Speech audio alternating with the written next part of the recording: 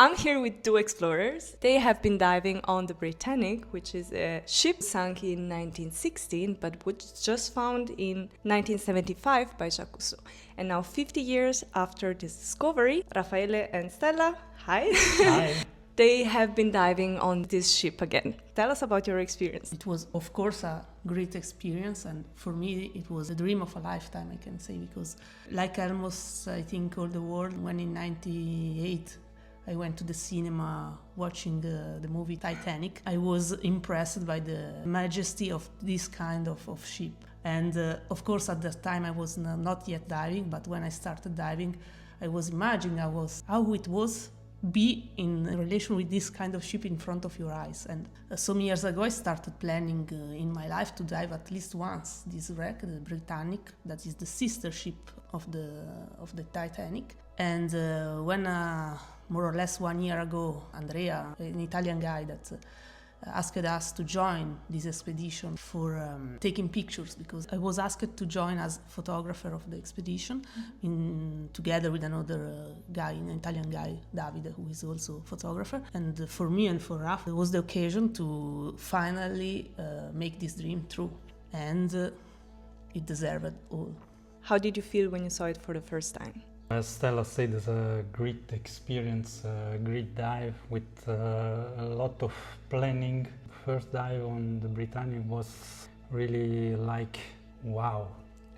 I was really impressed in front of this big wreck and thinking it's the sister ship of the best known Titanic. You forget all. You are there and you are with this kind of marvel.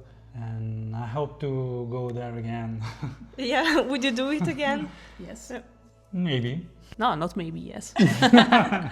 Because the thing is that this ship, it's so big that you can't see it in only one dive. Mm-hmm. So we did 4 dives. Every dive was planned to be on a small part of them. Yes, on a portion of the wreck. So we did a dive, for example, on the propellers, only for that.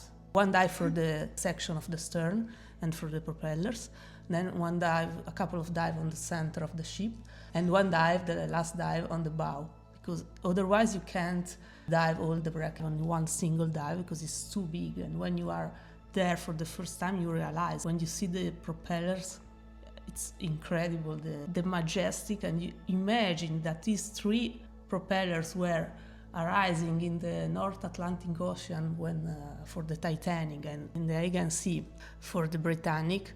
It's something that hooks your imagination, really. Another example I can say about how big this ship is that when Britannic was sinking, it touched the bottom of the sea while the stern was still in the air, outside the water, because it's more than 260 meters long, and the bottom of the sea it's 120. So touched the bottom, and the propeller was still on there. It's incredible. Did you manage in these 4 dives to dive the whole ship? And it is impossible to dive the whole ship in 4 dives. You have to imagine this ship is 260 meters long. It is 118 meters of depth. It lies on his right side. You can stay on the bottom like 25-30 minutes, not more, because then the ascent will be very, very long. We don't have the permit to stay more than 3 hours underwater. The Grecian law doesn't permit to stay more than 3 hours. And we have to manage all dives and plan all dives so that we can stay on the wreck between 25-30 minutes and no more. So it's not possible with 4 dives to explore the whole wreck. We have also to add that the penetration into the wreck is forbidden, except for the promenades.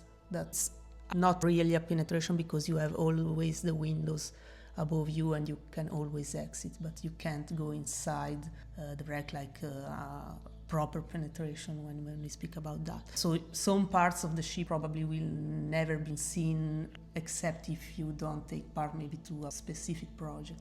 For this expedition we started to, of course, seeing the wreck and concentrate more on some parts and some details that we were planning to dive. And regarding the photographic part, the photo shoots we made, we planned almost every shot before going in water because we had to have clear in mind what to do, because lost time at 100 meters in trying to communicating with him about how to place the lights or himself, it's something that makes you losing precious minutes of exploration of the wreck itself. So you need to be really committed to what you want to reach.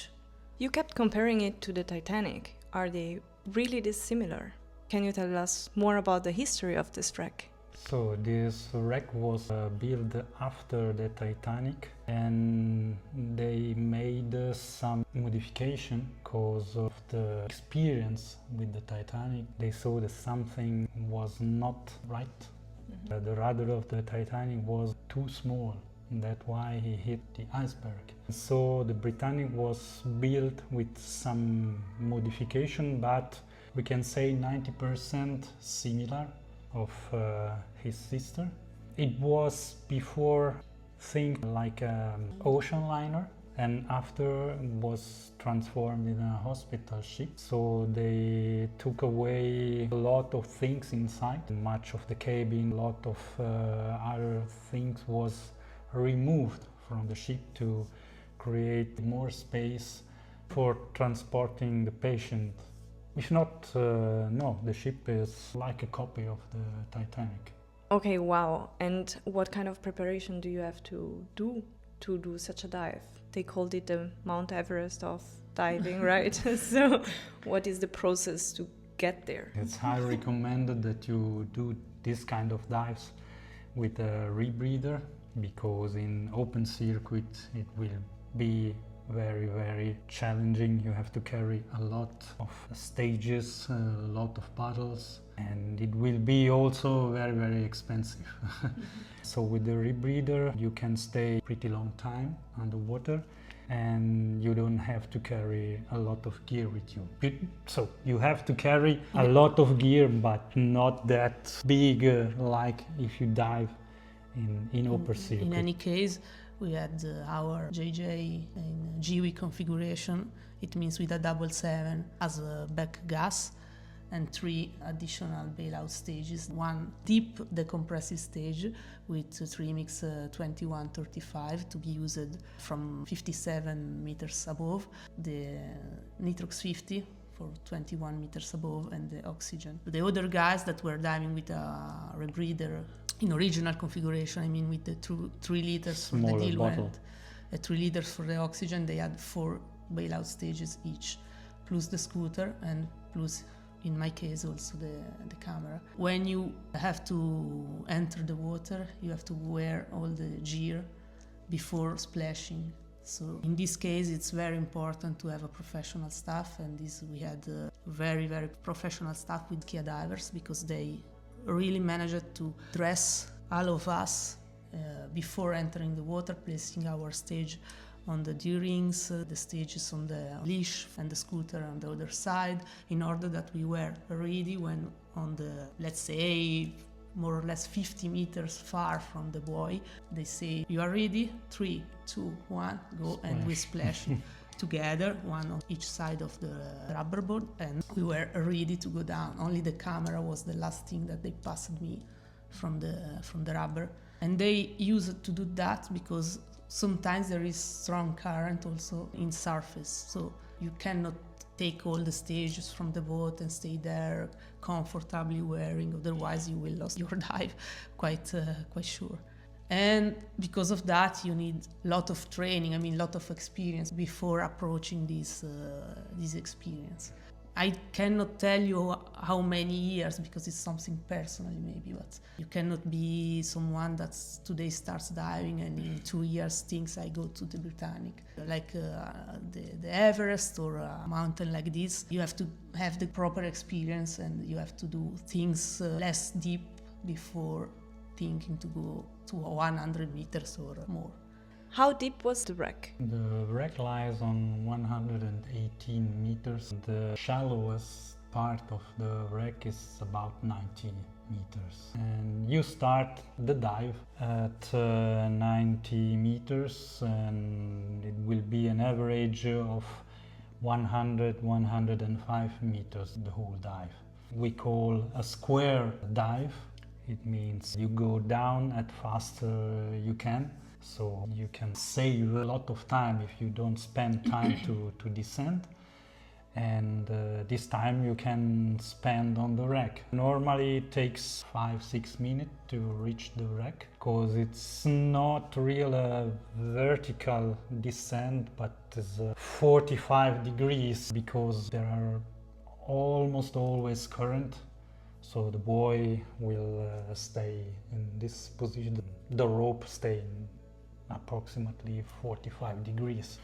And it means you have to swim or scooter for 140-150 meters before you reach the wreck. One time, that's all. When you reach the wreck, you see this giant in front of you. Is something amazing.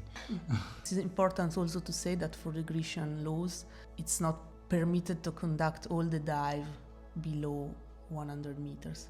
You can do maybe one spot, but then you have to stay around 100. This because the certification of the divers, officially it's 100 meters. Also, some kind of equipment are guaranteed only until 100 meters. So officially it's not possible to go and stay all the dives after this limit. So you take 5 to 6 minutes to descend? Mm-hmm. Yes. Then what do you make, 15 minutes or a bit more? A little bit more, 25 minutes. So we start the ascent at 27-30 minutes after our start on the surface. So we spend normally between 22-26 minutes on the wreck. Mm-hmm. But time flies when you are especially at this depth. doing this kind of dive. Time flies, so it's really...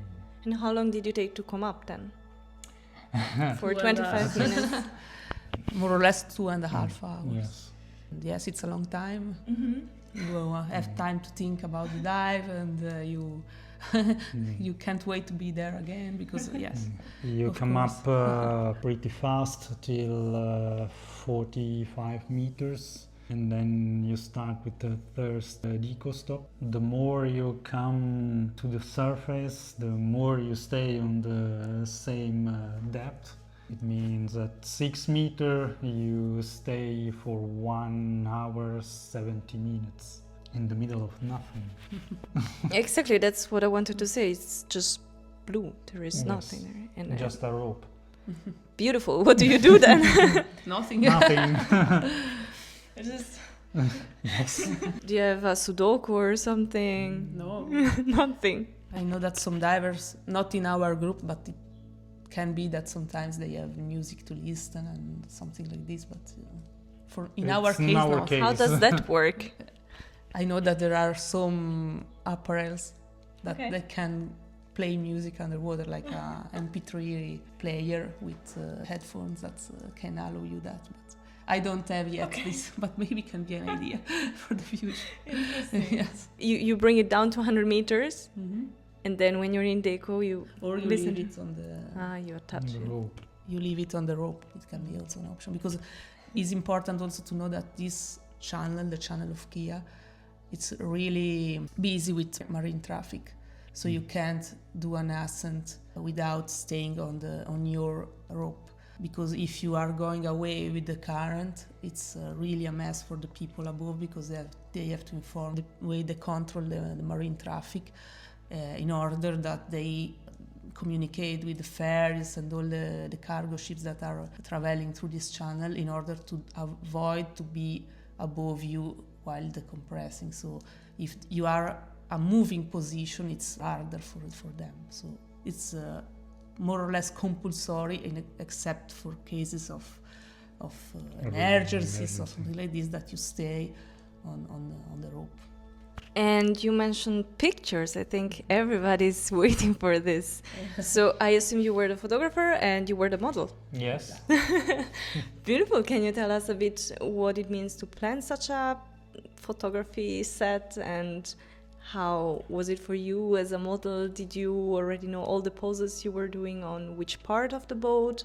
We had the original plan of the ship, the building plan of the ship, and with that and with some 3D models the diving had there, we managed to plan for each picture more or less the position that he had to take in relation to the subject of the image, how to place the lights, and so on. We discussed before every dive how to do that, in order that when we were underwater and we reached the goal of our dive, he went in position, we took the picture, and then we moved to the other goal of the dive, and same like this, because if you stayed there losing time, you will enjoy less your dive, of course, and you will not also reach your goals in terms of photographies. But in any case, more or less what we wanted to reach, we did, so we are pretty satisfied, I think. Yes, I think also it's very important to plan all before you dive, because you don't have the time for discussion on the water in this case. We have a lot of experience because we dive together since 13 years now, and we did a lot of picture. I know exactly what she wants. Sometimes it is not that simple to manage the current. If you find current underwater, you can stay in the same place. You can stay there, and so she moves, I move, and sometimes you have to scooter another time to the same position of before.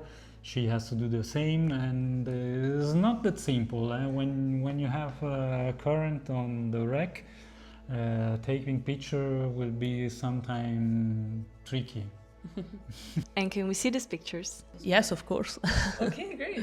Here we can see the propellers. First picture with 3 propellers. I mean, one is under the rudder, so it's not visible, but because it's really shadowed there. But the other 2 are visible, with also all the stern part. That is really impressive how big it is. Then picture a little bit more in detail of the 2 propellers that are visible, with the raft that was enlightening them. You can see in these pictures the promenade of the first class passengers. You have to imagine that you are 90 degrees turned inside of the promenade. The first part of the promenade has small windows, and the more you go in the direction of the stern, the more the windows will be large. So in the first part you can't exit, and when you reach the second part you can also exit from the promenade by the windows. Here we can see the telegraph, that is a transmission system between the commander deck to the engine room. This is a very important part of a ship like this, and it's also something that when it's still present on a wreck and it's visible, it's really, really a great thing, because sometimes these kind of apparatus were lost during the sinking, or sometimes were recovered. Stolen or recovered, maybe sometimes recovered and placed in a museum. So when it's still in place, it's really a great thing to see, and we had this kind of occasion to see it live. This picture shows the plate pose on the wreck by the 1997 exploration team in honor of Jacques Cousteau, who discovered the wreck in 1975. Here we can see the captain's deck, where him and the officers were managing the ship, and where it's visible also the telegraph we saw a few pictures ago. This is a view in general regarding how big it is. When you try to look this wreck a little bit from far, you realize how the proportions are really, really impressive. We called it Britannic, but actually that's not the full name, isn't it? Correctly, the whole name of the ship was His Majesty Hospital Ship Britannic, and it was before built as a liner and after transformed for the World War I as an hospital ship and repainted in white with a green line in the center and 3 red cross. So the other ships, the enemy ships, can recognize it was an hospital ship and don't attack him. Why he sank? Because he hit a mine laid by the German submarine U-73. So it was an accident. In 55 minutes he sank. About 1,100 people aboard. During the sinking, 30 people lost their life. Unfortunately for them, the lifeboat where they were aboard has been sucked into the propellers emerged from water and still in function. Thank you so much for this interesting story and welcome. for sharing your pictures. You're welcome. So this was, of course, a crazy experience that actually not so many people had the chance to do, right? How many people dived the ship already? Honestly, I don't know. Not so much, but we know that in periods like from April till end of May, beginning of June, and from half September till end of October, beginning of November, all the years they do expedition on this wreck, so there is some kind of interest in diving this, but the selection is done by the experience you need to have, so not all the divers can go there. We spoke before about the Everest. For sure there are more mountaineers that are going on the Everest than people divers that are on the Britannic. But this is not the only crazy things these two guys are up to. Stay tuned for new projects because I promise you won't be disappointed.